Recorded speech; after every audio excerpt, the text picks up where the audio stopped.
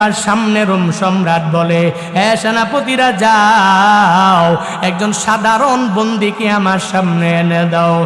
আর এই সাধারণ বন্দীরে রোম সম্রাটের সামনে তেলে ফেলা দাও। এই তেলে আগুনে পুড়ে পুড়ে সারখার হয়ে যাবে, তার গুস্তগুলো খসে খসে এই তেলের মধ্যে পড়বে। এরপরে আমি রোম সম্রাট হাসাহাসি করব, আর আব্দুল্লাহরে পরিপূর্ণ বুঝাইয়া দেওয়া লাগবে আমরা সম্রাটদের পাওয়ারের কোনো অভাব নাই। এরপরে সে ভয় আমাদের দলে চলে আসতে পারে। যেই রকম কথা ওই রকম কাজ হয়ে গেল। এত গরম তেলের মধ্যে ওই সময় সাধারণ একটা বন্দী আনিয়া ওই তেলের উপরে জোরে জোরে যখন মারে দিলেন, ফালা দিলেন, সাধারণ বন্দী মুসলমানের পুরা বডি থেকে গুস্তগুলো খসে খসে খসে খসে তেলের কলাইয়ের মধ্যে পড়ে।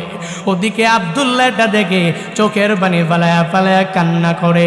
রোম সম্রাট বলে, হে আব্দুল্লাহ, তুই কি আমার ভয়ে কান্না করো নাকি? আমি সম্রাটের ভয়ে কান্না করো নাকি? এখনো অফার বাকি আছে। যদি তুই ইমানটা ছেড়ে দিতে পারো, তাহলে ইমান ছেড়ে দিতে পারলে আমি তোর এই কড়াইয়ের মধ্যে ফালাইব না, এই গরম তেলের মধ্যে আমি তোমারে ফালাইব না।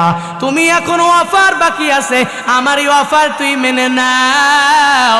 আব্দুল্লাহ ডেকে বলে, আমি এই কড়াইয়ের মধ্যে গুস্তগুলো আমার কষে কষে পড়বে, এই জন্য আমি চোখের পানি ফালায়া কান্দি না কান্দি না কান্দি না। আমি কি জন্য কান্না করি তুই জানো না? আমি আল্লাহর দরবারে হাত তুলে বলেছি, ও দয়ার মালিক, তুমি তোমার বান্দা আব্দুল্লাহর একটা বার প্রাণ দিয়েছো। একটা বার সে একটা প্রাণ নিয়ে দুনিয়ার ময়দানে কাফের মুশরিকদের বিরুদ্ধে সে যুদ্ধ করতে পারবে। ও আল্লাহ, না না, তুমি আমারে যদি 100 বার প্রাণ দাও, আমি একবার দুনিয়া থেকে বিদায় হব, তুমি আবার পাঠাও, আবার দুনিয়াতে ইসলাম কায়েম করার জন্য জীবন বিলীন করে দিয়া দিব। তুমি যদি আবারও পাঠাও, আবারও তোমার জমিনে তোমার ধর্ম কায়েম করার জন্য জীবন বিলীন করে দিব। আমি চোখের পানি ফেলায় কান্দি, আমাকে এই তেলের কড়াইয়ের মধ্যে ফেলাইবা, এজন্য ভয়ে আমি কান্না করি না করি না করি না করি না। আমি আল্লাহর কাছে কান্না করে করে বলি, ও আল্লাহ, আমার একটা প্রাণ যদি রোম সম্রাট নিয়ে যায়, কোনো অসুবিধা নাই, অসুবিধা নাই।